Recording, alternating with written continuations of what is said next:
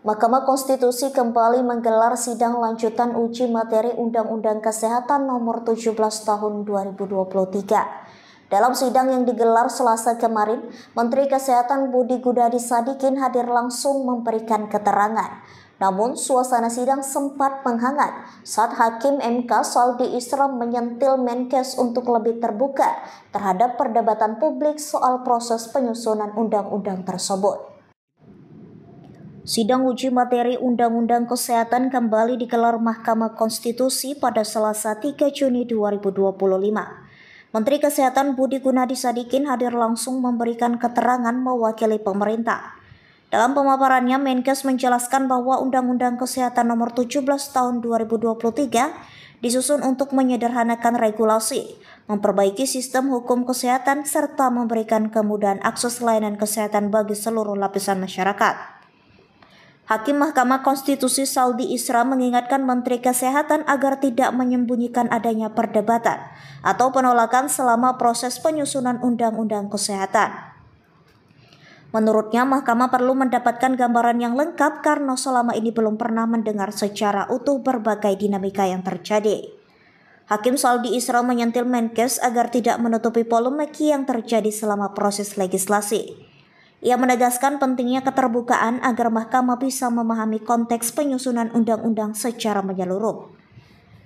Supaya nanti ada kerangka solusi yang jauh lebih konstruktif yang bisa ditawarkan. Bisa nanti disampaikan bersama-sama. Ini loh yang kami sepakati bersama-sama terkait dengan beberapa isu. Nah, itu sih sebetulnya tujuannya. Kenapa? Kalau begitu kami memutuskan, nah itu sudah repot, sudah sampai di tahap itu. Dan itu kan harus dilaksanakan, tidak bisa tidak. Itu tujuannya yang utama, Pak Menteri. Jadi kalau teman-teman dari organisasi profesi, dari kolegium, dari Fakultas Kedokteran sebagai institusi pendidikan diajak rembuk, ya datang dong, gitu.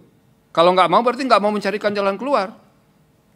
Jadi Pak Joni itu ingatkan juga, datang aja nggak apa-apa.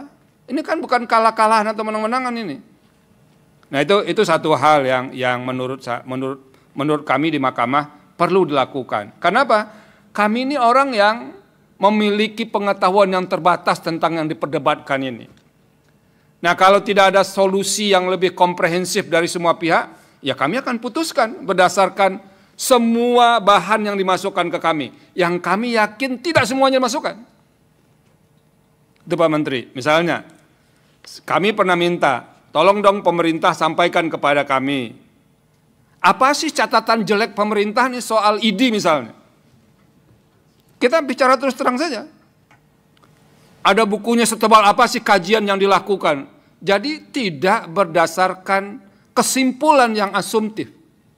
Jadi kalau Pak Menteri punya dengan pemerintah, tim pemerintah, ini loh catatan kami terhadap ID selama ini, sehingga kami kemudian membuka katuk yang sudah diputuskan Mahkamah Konstitusi sebagai organisasi tunggal.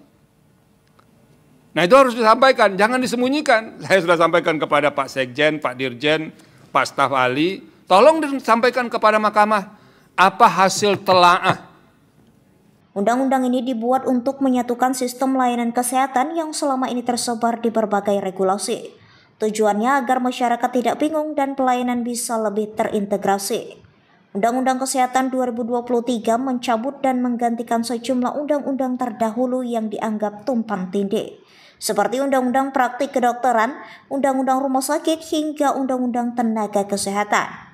Namun proses penyusunannya banyak menuai kritik dari organisasi profesi dan sejumlah elemen masyarakat.